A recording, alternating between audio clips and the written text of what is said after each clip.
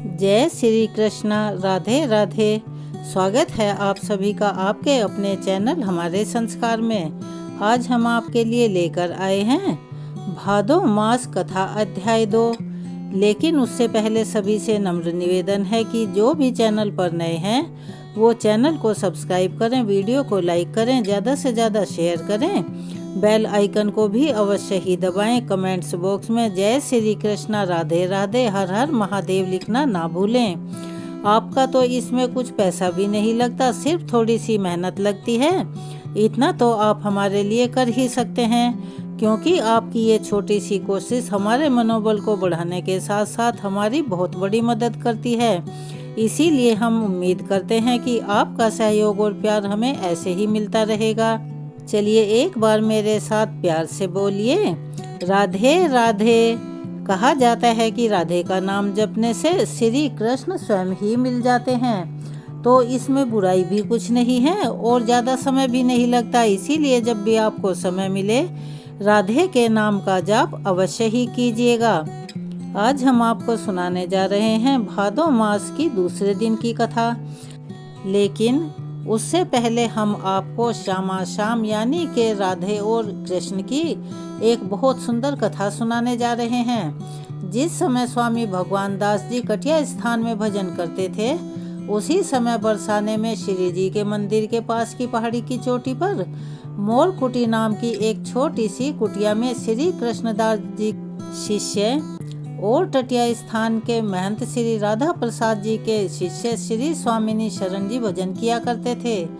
यह कल्पना करना अति मुश्किल है कि इस निर्जन कुटी में, जिसके निकट जल तक की कोई व्यवस्था नहीं थी और जो पक्की ईंटों की बनी होने के कारण चारों ओर से पथरीली पहाड़ियों से घिरी हुई थी और गर्मी में भट्टी की तरह तपा करती थी, कोई वहां भला रह भी कैसे सकता है। पर इसी के पीछे इस स्थान पर घटी श्यामा श्याम की एक मधुर लीला, जो कि आज भी याद की जाती है और इसी घटना के कारण इसका नाम मोरकुटी पड़ा। हो सकता है वह मधुर स्मृति ही स्वामिनी शरण जी के मन और प्राण को शीतल कर उन्हें उस कुटी की तपन यानी के जलन को सहने के योग्य बनाती रही होगी। यह चमत्कारी लीला जो घटित हुई थी वो इस प्रकार है। श्यामा जी ने एक बार एक मोर पाला, उसे नृत्य की शिक्षा दी और एक दिन वे शाम से बोली, प्यारे एक बात कहूँ, करोगे? नहीं करने का तो प्रश्न ही कहाँ है प्यारी। प्यारे ने उत्तर दिया, तो तुम मेरे मोर के साथ नृत्य करो, देखें तो जरा कौन अच्छा अधिक नृत्य करता है। अच्छा तो बताओ, हमारे दोनों के बीच मध्यस्थ कौन होगा, यानी कि कौन फैसला करेगा? यह तो बता दो, हमारे बीच हार जीत का फैसला कौन करेगा? मध्यस्थ ललिता होगी, तू निष्पक्ष रहेगी। श्याम ने ललिता की ओर मुड़कर उससे पूछा। हाँ हाँ प्यारे, बिल्कुल निष्पक्ष रहूंगी। ललिता ने फटाक से उत्तर दिया। तो ठीक है, मैं तैयार हूँ। श्याम ने अपनी फेंट कसते हुए कहा। फेंट उसे कहा जाता है जो धोती के ऊपर एक कपड़ा लपेट कर बांधा जाता है। श्यामा जी ने मोर पर अपना हस्त कमल रखा और हस्त कमल का स्पर्श पाते ही वह नाचने लगा, झूमने लगा। उसे देखकर श्याम ने भी नाचना शुरू कर दिया। यह दृश्य देखकर पेड़ों पर बैठी कोयलों ने भी राग अलापने और पपीहे ने भी साथ में सुर मिलाना शुरू कर दिया। यह देखकर मेघ भला कहाँ पीछे रहते। मेघ भी गरज कर मृदंग बजाने लगे। दामिनी दमक दमक कर रजनी में दीप दिखाने लगी, यानी कि जो बिजली होती है वो कड़क कर चमक कर रात के समय में दीप का काम करने लगी, बिजली कड़कड़ाने लगी। तभी श्यामा ने श्याम के नृत्य से रीझकर श्याम को हंसते हंसते अपने कंठ से लगा लिया। तब श्याम ने ललिता से कहा, बता सखी, किसका नृत्य अच्छा था? ललिता ने कहा, प्यारे तुम्हारा भी अच्छा और इस मोर का भी अच्छा, पर मोर ने एक फिरकैया तुमसे ज्यादा दी है, यानी कि एक घूमर ज्यादा दिया है। और इस तरह श्याम की हार हो गई। उनका मुख कुछ उदास सा हो गया, पर जब श्यामा ने उन्हें अपने कंठ से यानी गले से लगाया तो वह खिल उठे। श्यामा श्याम की इस लीला का स्मरण कर स्वामिनी शरण जी हर समय श्यामा श्याम श्यामा श्याम श्यामा श्याम की रट लगाते रहते थे और उस कुटी में रहते थे। हर समय आवेश में रहते, खाने पीने तक की सुध नहीं रहती थी और बड़ी मुश्किल से अपनी जीभा के स्वाद की तो उन्हें परवाह ही नहीं थी। भिक्षा में जो कुछ भी मिल जाता था उसी से वो अपना पेट भर लेते थे। जीवा तो बस श्यामा शाम के नाम के रस का आस्वादन करके ही छकी रहती थी। इस तरह जीवन के अंतिम 13 वर्ष उन्होंने बिता दिए बिना ही अन्न के। उन दिनों वे केवल छाछ और फल पर निर्भर रहते। फिर भी इतना सब कुछ होने के बावजूद उसमें इतना बल था कि अपने कंधे पर रखे एक बांस के दोनों सिरों पर पानी से भरे हुए 2 बड़े बड़े मटके लटकाए पहाड़ी पर स्वच्छंद इस तरह चढ़े चले जाते थे मानो उनके ऊपर कोई भार है ही नहीं, वो खाली हाथ चल रहे हों। और इसी तरह एक बार उन्हें एक बहुत बड़े जहरीले सांप ने डस लिया, लेकिन उसका भी उन पर कोई असर नहीं हुआ। और अपनी कुटिया में वो तो कुछ चना चबेना गुड़ और मूंगफली जरूर रखते थे, जिससे कि वे अभ्यागतों की यानी के आगंतुकों की यानी जो अतिथि होते हैं उनकी सेवा किया करते थे। एक बार की बात है, उनकी कुटिया में चोर आ गए तो बाबा उनसे कहने लगे, भैया मेरे पास तो चना चबेना छोड़कर और है ही क्या, फिर जो है सो तुम्हारा ही है, तुम जो चाहे वो ले जाओ, इसमें संकोच की क्या बात है। अब चोर गुड़ मूंगफली और चने की हंडिया तो खाली कर ही गए, साथ ही साथ उनका लोटा बाल्टी और कंबल आदि जो कुछ भी दिखा वो सब चुरा कर ले गए। दूसरे दिन उन चोरों के घर भी चोरी हो गई। अब तो उन्हें बड़ा पश्चाताप हुआ। उन्होंने बाबा के पास जाकर उन्हें दंडवत प्रणाम किया और उनसे क्षमा मांगी। तब बाबा ने कहा, क्षमा किस बात की भाई, वह सब तो मैंने ही तुम्हें दिया था, तुम कोई जबरदस्ती थोड़ी लेकर गए थे। अब उसे चोर ले गए तो ले जाने दो, चिंता की क्या बात है, श्री जी बड़ी कृपालु हैं और दे देंगी। पंडित रामकृष्ण दास बाबा स्वामिनी शरण जी के गुणों से मुग्ध थे। कभी कभी स्वामिनी शरण जी वृंदावन जाकर पंडित बाबा के निवास से दाऊ जी के बगीचे के निकट बारादरी नाम के निर्जन स्थान में रहा करते थे। उस समय दोनों का एक दूसरे के स्थान पर जाकर मिलना बैठना और इष्ट गोष्ठी होता था, यानी के बैठक होती थी। एक बार कलकत्ते के एक सेठ पंडित बाबा के दर्शन को गए और बहुत से फल फूल उन्हें अर्पण किए। वे मधुकरी छोड़कर और कोई वस्तु, खास तौर पर ब्रिज के बाहर के किसी भी व्यक्ति की कोई वस्तु ग्रहण नहीं करते थे, इसीलिए उन्होंने वह भेंट भी अस्वीकार कर दी। तब सेठ स्वामिनी शरण जी के पास गए और उन्हें वही फल भेंट किए। उन्होंने उन्हें ग्रहण कर प्रेम से ठाकुर जी को भोग लगाया और देव योग से थोड़ी ही देर बाद पंडित बाबा वहां पहुंच गए। पंडित बाबा को उन्होंने प्रसाद रूप में उसी में से कुछ फल देते हुए कहा, यह आज कलकत्ते के एक सेठ लाए थे। बाबा ने उन्हें स्वीकार कर लिया। किसी ने उनसे कहा, यही फल तो आपने पहले लौटा दिए थे, अब क्यों ग्रहण कर लिए। तब बाबा ने कहा, मैंने तो सेठ के फल लौटाए थे, पर यह तो एक संत का प्रसाद है जो मैंने ग्रहण किया है। यह प्रसिद्ध है कि स्वामिनी शरण बाबा को मोर कुटी पर ललिता जी के दर्शन भी हुए थे। उनकी कुटिया में उन्हें दर्शन देते हुए ललिता का एक चित्र भी रहा करता था। ऊंच नीच भले बुरे सब में अपनी इष्ट का अधिष्ठान जान श्री स्वामिनी शरण जी सबसे एक सा प्रेम करते थे, किसी के साथ भेदभाव नहीं करते थे और निंदा तो किसी की सुनते ही नहीं थे। पंडित रामकृष्ण दास बाबा को जब उनके निकुंज पधारने का संवाद मिला तो उन्होंने कहा, जगत से समता का जहाज उठ गया। यह थी आज की कथा। आपको कैसी लगी? कमेंट्स बॉक्स में अपनी राय अवश्य ही लिखिएगा और जब भी समय मिले राधे राधे कृष्ण कृष्ण जपते रहिए, क्योंकि ये वही नाम है, वही शक्ति है जो कि हमें भवसागर से बेड़ा पार कराती है। अब हम सुनाने जा रहे हैं आज का अध्याय। मुनियों ने पूछा, हे साधुवर, राजा सगर के 60,000 पुत्र कैसे हुए और वह अत्यंत बलवान और वीर किस प्रकार हुए, कृपया बतलाइए। तब लोमहर्षण जी कहने लगे कि राजा सगर की 2 रानियां थी जो तपस्या करके अपने पाप दग्ध कर चुकी थी, यानी के पापों का शमन कर चुकी थी, अर्थात उनके सभी पापों का नाश हो चुका था। उनमें बड़ी रानी विदर्भ नरेश की कन्या थी, उसका नाम केशनी था। छोटी रानी का नाम मेहती था। वह अरिष्टनेमी की पुत्री थी और परम धर्म परायणा थी। इस पृथ्वी पर उसके रूप की बराबरी करने वाली कोई दूसरी स्त्री भी नहीं थी। महर्षियों ने उन दोनों को इस प्रकार वरदान दिया था कि एक रानी 60,000 पुत्र प्राप्त करेगी और दूसरी को केवल एक ही पुत्र होगा, किंतु वही वंश चलाने वाला होगा। इन दोनों वरदानों में से जिसकी जिसे इच्छा हो वह उस वरदान को चुन ले। तब उनमें से एक ने 60,000 पुत्रों का वरदान ग्रहण किया और दूसरी ने वंश चलाने वाले एक ही पुत्र को प्राप्त करना चाहा। तब मुनि ने तथास्तु कहकर उन दोनों को वरदान दे दिए। फिर एक रानी के राजा पंचजन्य हुए और दूसरी ने बीज से भरी हुई एक तुम्बी प्राप्त की, जिसके भीतर तिल के बराबर 60,000 गर्भ थे। समय के अनुसार वे सभी सुखपूर्वक बढ़ने लगे। राजा ने उन सभी गर्भों को घी से भरे हुए घड़ों में रखवा दिया और उनका पोषण करने के लिए, उन्हें पालने के लिए हर घड़े के पीछे एक एक धाईमां नियुक्त कर दी। इसके बाद क्रमशः 10 महीनों में राजा सगर की प्रसन्नता को बढ़ाने वाले वे सभी कुमार उठ खड़े हुए। पंचजन्य ही राजा बनाए गए। पंचजन्य के पुत्र अंशुमान हुए जो बड़े पराक्रमी थे।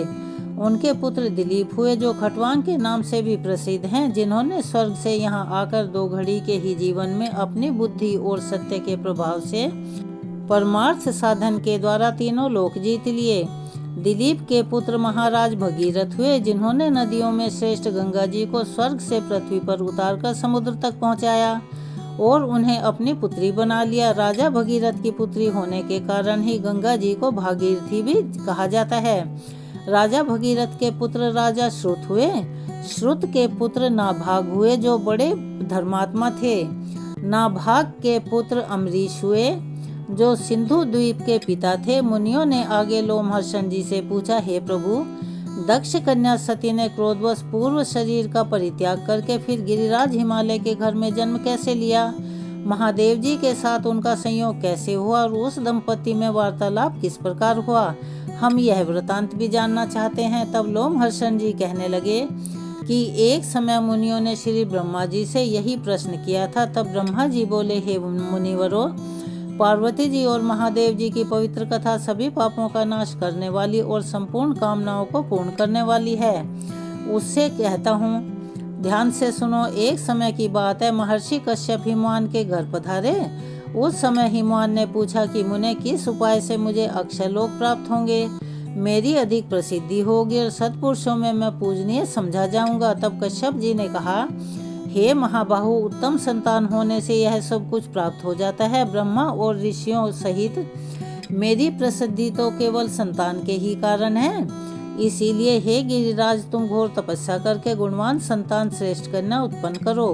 ब्रह्मा जी कहते हैं कि कश्यप जी के ऐसा कहने पर गिरिराज हिमालय ने नियम में स्थित होकर एक ऐसी तपस्या की जिसकी कहीं कोई तुलना ही नहीं थी। उस तपस्या से मुझे बड़ा संतोष हुआ। तब मैंने उनके पास जाकर कहा कि उत्तम व्रत के पालन करने वाले हे गिरिराज, अब मैं तुम्हारी इस तपस्या से संतुष्ट हूँ। तुम अपना इच्छित वर मांगो। हिमालय ने कहा, भगवान, मैं सभी गुणों से सुशोभित संतान चाहता हूँ। अगर आप मुझ पर संतुष्ट और प्रसन्न हैं तो ऐसा ही वरदान दीजिए। ब्रह्मा जी बोले, गिरिराज की यह बात सुनकर मैंने उन्हें मनोवांछित वर देते हुए कहा, हे शैलेंद्र, इस तपस्या के प्रभाव से तुम्हें कन्या प्राप्त होगी, जिससे तुम चारों ओर उत्तम कीर्ति प्राप्त करोगे। तुम्हारे यहाँ कोटि कोटि तीर्थ वास करेंगे। तुम संपूर्ण देवताओं से पूजित होगे और अपने पुण्य से देवताओं को भी पावन बनाओगे। इसके बाद गिरिराज ने समय के अनुसार अपनी पत्नी मैना के गर्भ से अपर्णा नाम की एक कन्या उत्पन्न की। अपर्णा बहुत समय तक निराहार रही। उसे उपवास करने से रोकते हुए माता ने एक दिन कहा, बेटी उमा, अर्थात ऐसा मत करो। उस समय वे मातृ स्नेह से बहुत दुखी हो रही थी, क्योंकि उनकी कन्या बिना कुछ खाए पिए उपवास में लीन थी। माँ के ऐसा कहने पर कठोर तपस्या करने वाली पार्वती देवी अर्थात अपर्णा उमा नाम से ही इस संसार में प्रसिद्ध हो गई। पार्वती जी की तपस्या से तीनों लोग संतप्त हो उठे। तब मैंने उससे कहा, देवी, क्यों इस कठोर तपस्या से तुम संपूर्ण लोगों को दुख दे रही हो? कल्याणी, तुम ही ने तो इस संपूर्ण संसार की सृष्टि की है, स्वयं ही इसे रचकर अब इसका विनाश तो मत करो।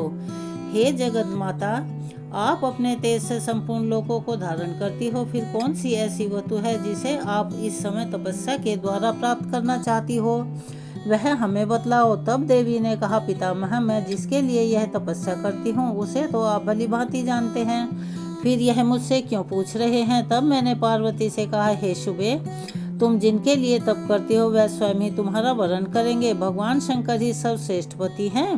वे संपूर्ण लोकेश्वरों के भी ईश्वर हैं। हम सदा ही उनके अधीन रहने वाले किंकर हैं। देवी, वे देवताओं के भी देवता परमेश्वर और स्वयंभू हैं। उनका स्वरूप बहुत ही उदार है और उनकी बराबरी करने वाला कहीं कोई भी नहीं है।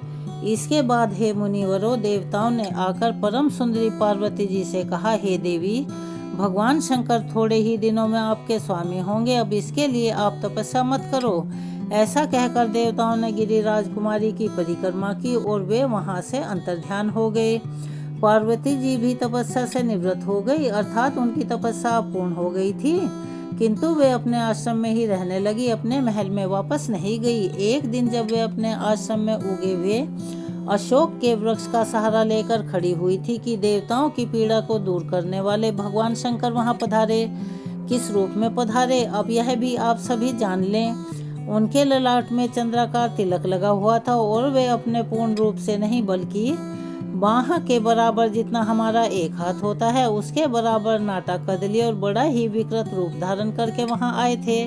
उनकी नाक कटी हुई थी, कुबड़ निकला हुआ था और केशों के अंतिम भाग भी पीला पड़ गया था। उनका मुख बिल्कुल बिगड़ा हुआ सा लग रहा था। वह विभत्स लग रहे थे, यानी उनसे डर लग रहा था। और उन्होंने अपने इसी रूप में आकर देवी पार्वती से कहा कि हे देवी, मैं तुम्हारा वरण करता हूँ, अर्थात मैं तुम्हें अपनी पत्नी बनाना चाहता हूँ। उमा योगी सिद्ध हो गई थी। आंतरिक भाव की शुद्धि से उनका मन एकदम पवित्र शुद्ध हो गया था। वे समझ गई थी कि साक्षात भगवान शंकर ही यहाँ पधारे हैं। तब उनकी कृपा प्राप्त करने की इच्छा से पार्वती जी ने उन्हें अर्घ्य, पाद्य और मधुपर्क के द्वारा उनका पूजन करके कहा, भगवान, मैं स्वतंत्र नहीं हूँ। घर में मेरे पिता मालिक हैं, वे ही मुझे देने में समर्थ हैं, मैं तो उनकी कन्या हूँ। यह सुनकर देवादिदेव भगवान शंकर ने उस विकृत रूप में ही गिरिराज हिमालय के पास जाकर कहा, हे शैलेंद्र, मुझे अपनी कन्या दे दीजिए। उस विकृत वेश में अविनाशी रुद्र को ही आया जान गिरिराज को शाप से भय हुआ। उन्होंने उदास होकर कहा, हे भगवान, ब्राह्मण इस पृथ्वी के देवता हैं, मैं उनका अनादर नहीं करता, किंतु मेरे मन में पहले से जो कामना है उसे भी सुन लीजिए। मेरी इच्छा है कि मेरी पुत्री का स्वयंवर हो, उसमें वह जिसको अपना पति चुनना चाहेगी वही उसका पति होगा। हिमालय की यह बात सुनकर भगवान शंकर ने देवी के पास जाकर कहा कि देवी, तुम्हारे पिता ने स्वयंवर होने की बात कही है, उसमें तुम जिसका वरण करोगी वही तुम्हारा पति होगा। उस समय तुम किसी रूपवान को छोड़कर मुझ जैसे अयोग्य का वरण भला क्यों करोगी? क्योंकि भगवान शिव वहां पर विकृत रूप में देवी पार्वती की और उसके पिता की परीक्षा ले रहे थे। उनके ऐसा कहने पर पार्वती जी ने उनकी बातों पर विचार करते हुए कहा, महाभाग, आपको अन्यथा विचार नहीं करना चाहिए, मैं तो आपका ही वरण करूंगी, इसमें कोई भी अनोखी बात नहीं है। मैं तो जन्म जन्मांतरों से आपकी ही हूँ, या फिर अगर आपको मुझ पर संदेह है तो मैं यहीं आपका वरण कर लेती हूँ। ऐसा कहकर पार्वती जी ने अपने हाथों से अशोक का गुच्छा लेकर भगवान शंकर के कंधे पर रखा और कहा, देव, मैंने आपका वरण कर लिया। भगवती पार्वती के इस प्रकार वरण करने पर भगवान शंकर ने उस अशोक वृक्ष को अपनी वाणी से सजीव करते हुए कहा, अशोक, तुम्हारे परम पवित्र गुच्छे से मेरा वरण हुआ है, इसीलिए तुम जरा अवस्था से रहित और अमर रहोगे। तुम जैसा चाहोगे वैसा रूप धारण कर सकोगे, तुम में इच्छा अनुसार फूल लगेंगे, तुम सभी कामनाओं को देने वाले सब प्रकार के आभूषण रूप फूल और फलों से संपन्न होकर मुझे अत्यंत प्रिय रहोगे। तुम में सब प्रकार की सुगंध होगी, तुम देवताओं के भी अधिक प्रिय बने रहोगे। ऐसा कहकर जगत की सृष्टि और संपूर्ण भूतों का पालन करने वाले भगवान शंकर हिमालय कुमारी उमा से विदा लेकर वहीं अंतर्ध्यान हो गए। उनके चले जाने पर पार्वती जी भी उन्हीं की ओर मन लगाए एक शिला पर अर्थात पत्थर पर बैठ गई। उसी समय देवादिदेव स्वयं लीला करने के लिए ब्राह्मण बालक का रूप धरकर फिर से निकटवर्ती सरोवर में प्रकट हुए। उस समय उन्हें एक ग्रह ने पकड़ रखा था। वे बोले, हाय, ग्रह से पकड़े जाने के कारण मैं बेहोश हो रहा हूँ, कोई हो तो मुझे आकर बचा ले। पीड़ित ब्राह्मण बालक की यह करुण पुकार सुनकर करुणामयी देवी पार्वती अचानक उठ खड़ी हुई और दौड़ती हुई उसी स्थान पर गई जहाँ वह ब्राह्मण बालक खड़ा हुआ था। वहां पहुंचकर चंद्रमुखी देवी ने देखा कि एक बहुत सुंदर बालक मगरमच्छ के मुंह में पड़ा हुआ थर-थर कांप रहा है और वह बड़ा करुण विलाप कर रहा है। मगरमच्छ के मुंह में पड़े हुए उस बालक को देखकर देवी उमा दुख से आतुर हो गई और बोली, ग्रहराज, यह अपने पिता माता का एक ही बालक है, इसे शीघ्र ही छोड़ दो। वह ग्रह अर्थात मगरमच्छ कहने लगा, देवी, छठे दिन पर जो सबसे पहले मेरे पास आता है उसी को मैं अपना निवाला बनाता हूँ। विधाता ने मेरा आहार निश्चित किया हुआ है। महाभाग्य यह बालक आज छठे दिन ब्रह्मा जी से प्रेरित होकर मेरे पास आया है, इसीलिए मैं तो इसे किसी भी प्रकार नहीं छोड़ सकता। तब देवी पार्वती बोली कि हे ग्रहराज, हे मगरमच्छ, मैंने हिमालय के शिखर पर जो उत्तम तपस्या की है उसका पुण्य लेकर इस बालक को छोड़ दो। मैं तुम्हें नमस्कार करती हूँ। ग्रह ने कहा, देवी, आपने थोड़ी या उत्तम कुछ भी तपस्या की है वह सब मुझे दे दो, तो मैं इस बालक को तुरंत ही मुक्त कर दूंगा। तब देवी बोली, हे महाग्रह, मैंने जन्म से लेकर अब तक जो पुण्य किया है वह सब तुम्हें समर्पित हो। अब इस बालक को छोड़ दो। देवी के ऐसा कहते ही उनकी तपस्या से विभूषित वह ग्रह दोपहर के सूर्य के तेज की तरह प्रज्वलित हो गया। उस समय उसकी ओर देखना कठिन हो रहा था। ग्रह ने संतुष्ट होकर विश्व को धारण करने वाली देवी से कहा, महाव्रते, तुमने यह क्या किया? भली भांति सोचकर देखो तो सही। तपस्या का उपार्जन बड़े कष्ट से होता है। तुमने इतनी कठिन तपस्या करके जो पुण्य प्राप्त किया था उसका परित्याग करना बिल्कुल भी अच्छा नहीं माना गया है। इसीलिए तुम अपनी तपस्या वापस ले लो, साथ ही मैं इस बालक को भी छोड़ देता हूँ। देवी ने कहा, हे ग्रह, मुझे अपना शरीर देकर भी यत्न पूर्वक ब्राह्मण की रक्षा करनी चाहिए। तपस्या तो मैं फिर भी कर सकती हूँ, किंतु यह ब्राह्मण पुत्र नहीं मिल सकता। महाग्रह, मैंने भली भांति सोचकर ही तपस्या के द्वारा इस बालक को छुड़वाया है। तपस्या ब्राह्मणों से श्रेष्ठ कभी नहीं हो सकती। मैं ब्राह्मणों को ही श्रेष्ठ मानती हूँ। हे ग्रहराज, मैं तपस्या देकर वापस नहीं लूंगी। कोई मनुष्य अपनी दी हुई वस्तु को वापस नहीं लेता, इसीलिए कि तपस्या तुम में ही सुशोभित हो। अब इस बालक को छोड़ दो। पार्वती जी के ऐसा कहने पर हे मुनिवरों, सूर्य के समान प्रकाशित होने वाले ग्रह ने उनकी प्रशंसा की और उस बालक को छोड़ दिया। फिर देवी को नमस्कार करके वह वहीं अंतर्ध्यान हो गया। अपनी तपस्या की हानि समझकर पार्वती जी ने पुनः नियम पूर्वक तप और व्रत आरंभ किया। फिर उन्हें इतनी कठिन तपस्या करने के लिए उत्सुक देखकर भगवान शंकर ने तुरंत ही वहां प्रकट होकर कहा, देवी, अब तपस्या मत करो। आपने अपना तप मुझे ही समर्पित किया है, इसीलिए वही सहस्त्र गुना होकर आपके लिए अक्षय हो जाएगा। इस प्रकार तपस्या के अक्षय होने का उत्तम वरदान पाकर देवी उमा को बड़ी प्रसन्नता हुई और वे स्वयंवर की प्रतीक्षा करने लगी। श्री ब्रह्मा जी कहते हैं, इसके बाद समय के अनुसार हिमालय के विशाल पृष्ठभाग पर पार्वती जी का स्वयंवर रचाया गया। उस समय की छटा ही निराली थी। वह स्थान सैकड़ों विमानों से घिरा हुआ था। गिरिराज हिमान किसी बात को सोचने विचारने में बड़े निपुण थे। पुत्री ने देवादिदेव महादेव जी के साथ जो मंत्रणा की थी वह उन्हें पता चल गई। इसीलिए उन्होंने सोचा कि अगर मेरी कन्या संपूर्ण लोकों में निवास करने वाले देवता, दानव तथा सिद्धों के समक्ष महादेव जी का वरण करे तो वही वांछनीय पूर्ण होगा, उसी से मेरा भी अभ्युदय होगा। ऐसा विचार कर शैलराज ने मन ही मन महेश्वर का स्मरण करके रत्नों से मंडित प्रदेश में स्वयंवर रचाया। गिरिजा कुमारी के स्वयंवर की घोषणा होते ही संपूर्ण लोकों में निवास करने वाले देवता आदि सुंदर वेशभूषा धारण करके वहां पधारने लगे। हिमवान भी सूचना पाकर, हे मुनिवरों, मैं भी वहां देवताओं के साथ उपस्थित हुआ। मेरे साथ सिद्ध और योगी भी थे। इंद्र, विवस्वान, भग, वायु, अग्नि, कुबेर, चंद्रमा, दोनों अश्वनी कुमार तथा अन्य अन्य देवता, गंधर्व, यक्ष, नाग और किन्नर भी मनोहर वेश बनाकर वहां आए हुए थे। शचीपति इंद्र उस समाज में सबसे अधिक सुंदर दिख रहे थे।